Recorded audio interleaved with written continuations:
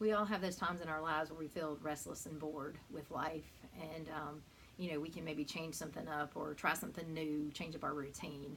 But sometimes that goes on, that feeling of restlessness or unfulfillment or frustration or boredom kind of goes on for weeks or months, or it just really is ongoing.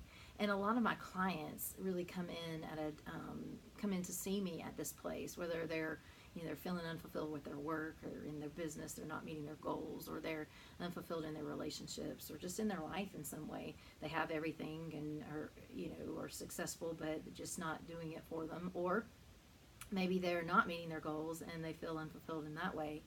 But and I am passionate about helping people cultivate or find happiness.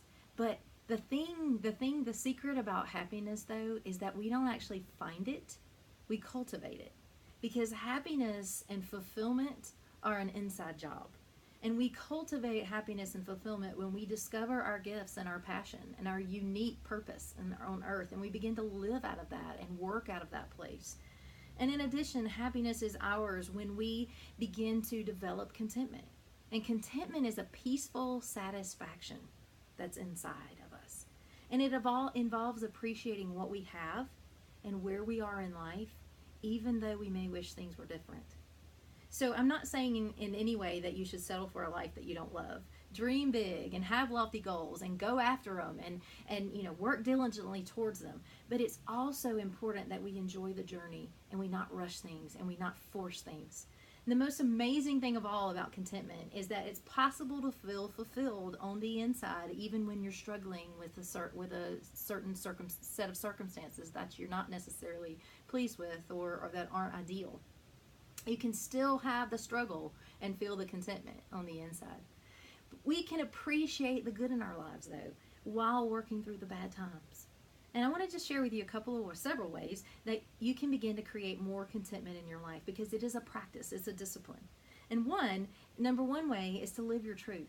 If you are living according to what you say is most important to you, and you're really being honest about what are your priorities and what are your values, and you're living according to them, then you will find more contentment in your life. But if you're dissatisfied, ask yourself, am I living according to what I say is most important to me and doing what I feel is most important? And if not, then begin to honor that. Number two, nourish your body, your mind, and your soul. What do you do that brings life to yourself, to your body, to your mind, and to your soul every day? How are you taking care of yourself inside and out? Sometimes we tell ourselves, when I am slimmer or healthier or fitter, then I will be more content. Well, carve out the time for self-care, because it is important, and start doing it. Third, stop the comparison. You cannot fail at being yourself. And comparison steals joy from us. We all know that, because it's an endless drain. And you can't be someone else. So if we're trying to be someone else and live someone else's life, then we're missing the beautiful gifts and all the blessings that God has for us, and our unique role to play and our unique purpose in the world. And we're not able to live passionately out of our truth. 4, choose positive thoughts. We can't always control the thoughts that come into our mind, but we can control the thoughts that we choose to focus on, that we choose to keep there. You have a choice of what you're going to think. So your thoughts are what you become, what you feel. Your thoughts become what you experience, and your thoughts are what you create. And so if you're experiencing the result of positive thoughts, then you're going to be more content. But if your thinking is stinking, then we might need to change that so that we can begin to be intentional about thinking positive thoughts, thereby creating that sense of fulfillment and contentment inside. Number 5, be more present. If we can just be in the moment, a few more moments of every day without judgment, then that's the ultimate way to contentment. So I just want you to just maybe start practicing appreciating where you are in this moment without striving to be anywhere else or to do anything different. And just see how that changes your outlook on things. Just do it several moments out of every day and just see what happens. And then practice gratitude finally.